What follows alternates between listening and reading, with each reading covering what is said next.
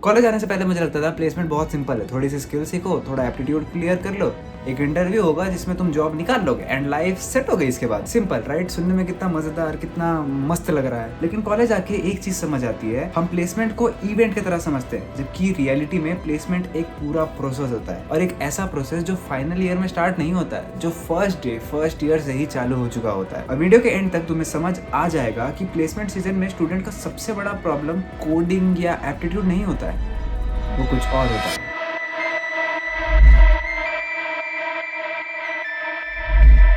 The filters. College में आके सबसे पहली चीज जो हमें सुनने में आती है वो होती है भाई स्किल्स मैटर करती है। भाई स्किल सीखो, स्किल नहीं सीखोगे तो प्लेसमेंट नहीं लगेगी। हाँ भाई बिल्कुल, हाँ मैं भी बोलता हूँ स्किल्स बहुत ज्यादा मैटर करती है। बट प्लेसमेंट सीजन में एक और चीज है जो बहुत ज्यादा मैटर करती है, जो कि है फिल्टर्स, जो कि CGPA और 12th परसेंटेज के होते हैं। अब बहुत सारी कंपनीज के अपने अलग अलग क्राइटेरिया होते हैं कि उन्हें मिनिमम इतना CGPA चाहिए या फिर इतना 12th में परसेंटेज चाहिए, और ये एक ऐसी चीज है जो कि बहुत इग्नोर्ड टॉपिक है। स्किल सीखो, स्किल सीखो, स्किल सीखो, बट अगर तुम उस कंपनी में मिनिमम CGPA लेके एलिजिबल ही नहीं हो तो तुम्हारे वो स्किल सीखने का क्या फायदा? क्योंकि बहुत सारे लोग ऐसे होते हैं जिनका CGPA 7.7 है एंड वो ड्रीम कंपनी आ गई है उनकी, एंड उन्होंने अप्लाई किया, बट उस कंपनी का एलिजिबिलिटी क्राइटेरिया था कि 8 CGPA मिनिमम चाहिए। अब उन्होंने अप्लाई तो कर दिया बट वो फर्स्ट स्टेप में ही बाहर हो गए। So these are the filters जो कि किसी को मतलब इतना सीरियसली कोई नहीं लेता, लेकिन जब 4th ईयर में प्लेसमेंट सीजन चालू होता है, ये फिल्टर्स एक के बाद एक तमाचे जैसे हिट होते हैं मुंह पे कि यार काश उस टाइम पे मैं ये पढ़ लेता, काश उस टाइम पे मैं ये कर लेता। तो अब देखो, अब भले तुम्हारे 12th में परसेंटेज कम हो तो उसको तो तुम चेंज नहीं कर सकते, दैट इज गॉन। जो हो चुका सो हो चुका। CGPA एक ऐसी चीज है जो first year, second year, third year, fourth year 4 साल मिला के कभी भी बढ़ा सकते हो। हाँ बट CGPA इतना रखना कि तुम कोई भी कंपनी आए तो उसमें एलिजिबल रहो, या फिर तुम्हारी प्रीफर्ड कंपनी आए तो तुम उसमें एलिजिबल रहो। और ये जितने भी फिल्टर के क्राइटेरिया होते हैं ना, वो हम नहीं सेट करते या फिर कॉलेज नहीं सेट करता है, वो सेट करता है कंपनी डिसाइड करेगी कि उन्हें कितना CGPA मिनिमम चाहिए या फिर उन्हें 12th में कितना मार्क्स चाहिए। तो तुम ये चीज कभी भी फिक्स नहीं कर सकते हो। तो तुम जितना अच्छा रखो उतना तुम्हारे लिए फायदेमंद है।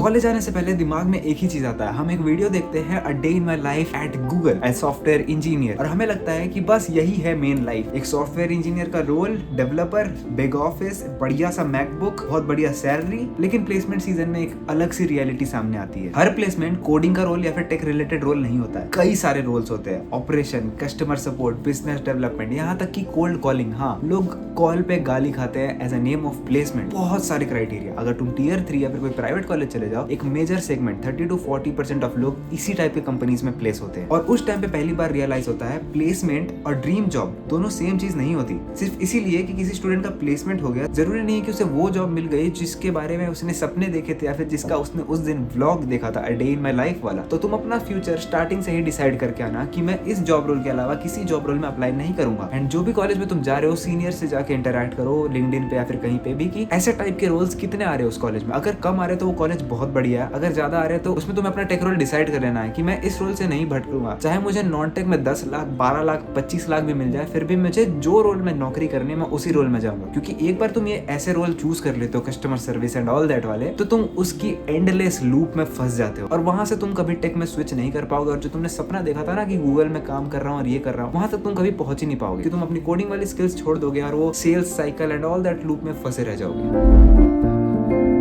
मुझे लगता है प्लेसमेंट का सबसे डेंजरस पार्ट एक इंटरव्यू नहीं होता, नंबर्स होते हैं। Highest package, average package, CTC, LPA। Admission के टाइम पे तुम्हें कॉलेज हाईएस्ट पैकेज दिखाता है, लिंक्डइन पे तुम्हें हाईएस्ट पैकेज दिखता है, हर जगह तुम्हें हाईएस्ट पैकेज दिखता है। और धीरे धीरे एक अजीब सी चीज होने लगती है, तुम लोगों को कंपेयर करना बंद कर देते हो और उनके नंबर्स को कंपेयर करना चालू कर देते हो। 20 लाख, 25 लाख, 30 लाख, और फिर बिना रियलाइज किए अपनी वैल्यू भी नंबर से मेजर करने लगते हैं हम लोग। पैकेज बढ़ा तो मैं सक्सेसफुल, पैकेज कम तो मैं खत्म, मेरी लाइफ बर्बाद हो गई भाई, मैंने कुछ तो गड़बड़ कर दिया, अब I can not do come back in my life, same as मैंने IIT NIT नहीं निकाला। और यही प्लेसमेंट सीजन का सबसे बड़ा ट्रैप है, क्योंकि नंबर बहुत कुछ बता सकते हैं भाई। किसी का पैकेज हो सकता है स्टार्टिंग में 4 लाख हो, बट उसने अगले 2 साल में इतनी मेहनत की, इतना अपना स्किल्स को रिफाइन किया कि वो 12 लाख, 16 लाख, 15 लाख, 20 लाख कहीं भी पहुंच गया। एक स्टार्टअप ने उसे रोल ऑफर कर दिया। तो तुम्हारा जो स्टार्टिंग CTC है ना, वो बहुत लक बेस्ड, बहुत सारे कॉम्बिनेशन, बहुत सारी चीज मिला के होता है। तो तुम कभी भी अपने पहले CTC को अपना एंड पॉइंट मत समझना कि मेरा एवरेज पैकेज मिला है, उसका तो 20 LPA है, उसने लिंक्डइन पे इतना LPA पोस्ट कर दिया। इस नंबर वाले लूप में कभी मत फंसना। तुम्हारा जो भी CTC है वो तुम्हें मिला है, तुम्हारे कैपेबिलिटीज पे मिला है, और तुम उसे चेंज कर सकते हो। तुम उसे अगले 1 साल, 1.5 साल में बदल सकते हो, 4x कर सकते हो, 2x कर सकते हो। तो कभी भी तुम्हारा जो नंबर है जो स्टार्टिंग में मिला है, चाहे कम हो, तो वो तुम्हारा एंड पॉइंट नहीं है। ये पॉइंट पर्सनली मुझे बहुत लेट समझ में आया था। कॉलेज में हम टेक्निकल स्किल्स पे बहुत फोकस करते हैं और कम्युनिकेशन को हम एक साइड को समझते हैं कि जब भी प्लेसमेंट आएगा, जब भी कुछ आएगा, उस टाइम पे सीख लेंगे, उस टाइम पे इंग्लिश अच्छी कर लेंगे, उस टाइम पे कम्युनिकेशन ओवरऑल सीख लेंगे, ठीक है। लेकिन इंटरव्यू रूम में पिक्चर थोड़ी डिफरेंट होती है। 2 स्टूडेंट होते हैं जिनका सीजीपीए सेम है, स्किल सेम है, ऑलमोस्ट सब कुछ सेम लेवल पे है, लेकिन बस एक बंदे का कम्युनिकेशन इससे ज्यादा अच्छा है। तो इस बंदे की प्लेसमेंट कंफर्म है या फिर सीटीसी ज्यादा होना कंफर्म है सिर्फ और सिर्फ बिकॉज उसकी कम्युनिकेशन अच्छी है। और हो सकता है इस बंदे को जिसको कम्युनिकेशन नहीं आता उसको प्लेसमेंट मिले भी ना, या फिर वो रिजेक्ट हो जाए। और ऐसा क्यों होता है? क्योंकि इंटरव्यू सिर्फ नॉलेज टेस्ट नहीं होता, कम्युनिकेशन का टेस्ट भी होता है। तुम क्या जानते हो उससे ज्यादा इंपॉर्टेंट कभी कभी ये होता है कि तुम उसे एक्सप्लेन कैसे करते हो। क्योंकि जब तुम ऑफिस में जाओगे या फिर कंपनी में जाओगे तो तुम्हें एक टीम में काम करना है और टीम में तुम बिना कम्युनिकेशन के काम नहीं कर सकते। तुम्हें अपना मैसेज कितने अच्छे से कन्वे करने आता है वो बहुत मैटर करता है। तुमने एक प्रोजेक्ट तो बिल्ड कर लिया बट उस प्रोजेक्ट में तुमने किया क्या, अगर वो तुम समझा ही नहीं पा रहे हो तो that is very useless for an interviewer. As a video editor अगर मैं किसी को बोलूं कि मैं वीडियो को बैकग्राउंड म्यूजिक उसके सीन पे डिपेंड करके निकालता हूं या फिर उसके कट्स उसके वीडियो की पेसिंग पे डिपेंड करके निकालता हूं, तो दीज आर कम्युनिकेशन। बट अगर मैं सिर्फ बोल दूं कि मैं वीडियो को एडिट करता हूं, मैं वीडियो को ऐसे एडिट करता हूं जिसपे व्यूज आते हैं, तो क्या मुझे कोई हायर करेगा? नहीं हायर करेगा। उन्हें थॉट प्रोसेस जानना है कि तुम करते क्या हो जिसकी वजह से उनका फायदा होगा। और प्लेसमेंट सीजन में बहुत स्टूडेंट को पहली बार ये समझ में आता है कि कम्युनिकेशन ना कोई सॉफ्ट स्किल नहीं होती। हम रेज्यूमे में लिख देते हैं soft skill communication. That is not a soft skill, that is a skill जो तुम्हें हायर करवाती है, तुम्हें लेवरेज देती है एक हायर सीटीसी या फिर बहुत हायर कनेक्शन मिलने का। लेकिन ऑनेस्टली अभी तक मैंने जितने भी पॉइंट तुम्हें बताए हैं उनमें से किसी भी पॉइंट ने मुझे इतना शॉक नहीं किया था जितना मुझे अगले पॉइंट ने किया था। प्लेसमेंट सीजन के आसपास एक बहुत ही क्रेजी ट्रेंड चालू होता है रेज्यूमे बनाने का। सर्टिफिकेट कलेक्ट करना, रैंडम कोर्सेज करना, random workshop, random webinar, random participation certificate जो कि तुम्हारे स्किल, तुम्हारे जॉब रोल से बिल्कुल इररिलेवेंट है। तुम सिर्फ कर रहे हो क्योंकि तुम अपना रेज्यूमे का लेंथ बढ़ाते जाना है। और मैं भी यही सोचता था जितना बड़ा मेरा रेज्यूमे होगा उतना बेटर होगा और मैं उतना इजीली हायर हो जाऊंगा या फिर उतना इजीली मेरा रेज्यूमे शॉर्टलिस्ट हो जाएगा। लेकिन धीरे धीरे एक चीज समझ आई, रेज्यूमे की लेंथ और रेज्यूमे की स्ट्रेंथ बहुत डिफरेंस वाली चीज होती है। इंटरव्यूअर को शायद तुम्हारा 30th सर्टिफिकेट याद भी ना रहे, लेकिन अगर तुमने एक सॉलिड प्रोजेक्ट किया है, अगर एक सॉलिड रियल लाइफ एक्सपीरियंस उस रेज्यूमे में डाल के रखा तो उसे पक्का वो चीज याद रहेगी। कॉलेज में बहुत लोग सर्टिफिकेट्स कलेक्ट करते हैं, बहुत कम लोग प्रूफ ऑफ वर्क कलेक्ट करते हैं। जैसे कि अगर मैंने शॉर्ट फिल्म एडिट किया है तो उसका गूगल ड्राइव लिंक मेरे पास होना चाहिए। अगर मैंने म्यूजिक वीडियो बनाया तो उसका गूगल ड्राइव लिंक मेरे पास होना चाहिए। अगर मैंने यूट्यूब चैनल में कंटेंट पे काम किया तो वो यूट्यूब चैनल एग्जिस्टिंग होना चाहिए। इसी तरह से अगर तुमने ऐप बनाया फिर कुछ भी बनाया तो उसका गिटहब लिंक या फिर कोई सारे लिंक तुम्हारे पास अवेलेबल होना चाहिए एंड वो एक्सपीरियंस में काउंट होना चाहिए।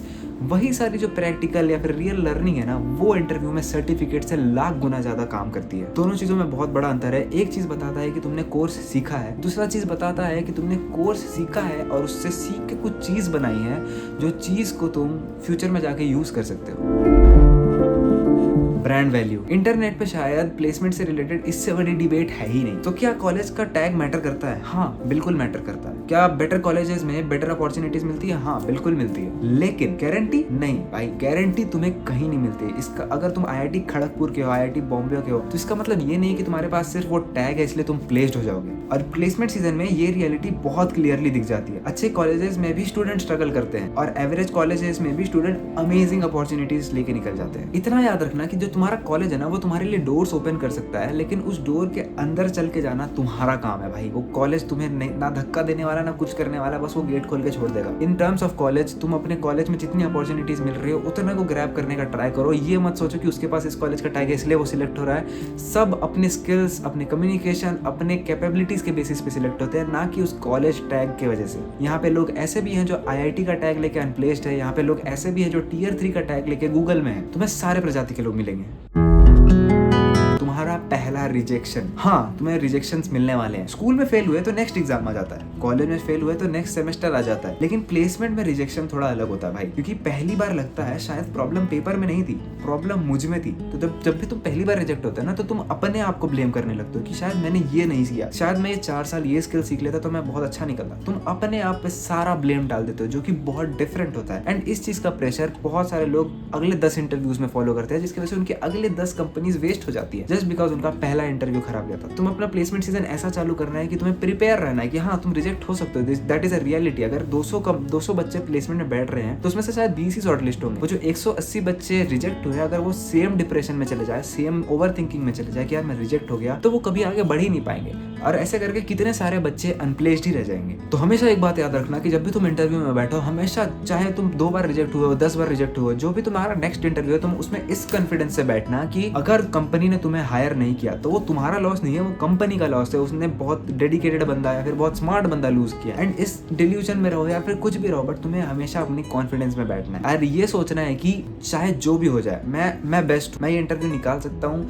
अब तुम्हें चाहे वो क्वेश्चन पूछे, तुम्हें उसका आंसर ना आता हो, अब तुमको कैसे डाइवर्ट करना है वो तुम्हारी स्मार्टनेस है, but you should always have that confidence. और ये कॉन्फिडेंस वाली लाइन हमेशा याद रखना, क्योंकि तुम्हारा पहला रिजेक्शन तुम्हारा पूरा का पूरा प्लेसमेंट ईयर बर्बाद कर सकता है। सो बस इस वीडियो के लिए इतना ही काफी है। और मुझे कॉलेज आने से पहले लगता था कि प्लेसमेंट सीजन क्या ही है, एक इंटरव्यू आएगा, मैं इंटरव्यू निकाल लूंगा एंड मैं कंपनी में प्लेस्ड हो जाऊंगा। बट अब मुझे लगता है कि प्लेसमेंट सीजन होता है एक मिरर। तो तुम्हारे सामने एक कंपनी आएगी, वो तुम्हारे सामने मिरर रखेगी और उस मिरर में तुम अपने आप को देखोगे और पूछेगी कि तुमने 4 साल में क्या किया है बेटा, बताओ। वो मिरर तुम्हें तुम्हारी रियलिटीज दिखाएगा। अगर तुमने कुछ नहीं किया तो तुम्हें उस मोमेंट पे रियलाइज होगा कि काश मैं ये कर लेता, काश मैं वो कर लेता। तो कभी भी अपने अंदर वो एक गैप मत छोड़ना। जो भी कर सकते हो first year, second year, third year में कर लो, फोर्थ ईयर तक कुछ मत छोड़ना, ताकि जब भी तुम उस मिरर में देखो तो तुम कॉन्फिडेंट रहो, तुम अपने आप को कंप्लीट फील करो। अगर तुम एक बार उस मिरर में अपने आप को कॉन्फिडेंटली देख लोगे ना, तो तुम कोई भी इंटरव्यू निकाल सकते हो, तुम कोई भी कंपनी क्रैक कर सकते हो। चाहे तुम एक बार रिजेक्ट हो जाओ, तुम स्किल्स अपग्रेड करके दूसरे अटेम्प्ट में वो कंपनी निकाल लोगे। सो या that is it for this video. अगर वीडियो पसंद आया तो लाइक करना, हाइप कर देना, सब्सक्राइब कर देना। We are very close to 10,000 subscriber. हो सकता है ये वीडियो डलने तक हम लोग 10,000 पहुंच भी जाए या फिर डलने के जस्ट बाद हम 10,000 पहुंच जाए। And I can't believe it is like getting placed in Google, क्योंकि मैंने जब यूट्यूब चालू किया था मैं 300 सब्सक्राइबर पे मैंने उम्मीद छोड़ दी थी कि मैं 10K भी कभी पहुंच पाऊंगा, 1K भी कभी पहुंच पाऊंगा। एंड 10K पहुंचना is a very very big milestone for me. प्यारे प्यारे कमेंट कर दो। Thank you so much for watching this video. Peace out. और जितने भी लोग तुम लोग पूछते हो कि ये शर्ट मैं बार बार क्यों पहनता हूँ, क्योंकि मुझे मजा आता है। क्या तुम समय रहने से पूछते हो कि तुम वो बार बार वो सेम शर्ट क्यों पहनता है? नहीं पूछते हो ना। Peace out.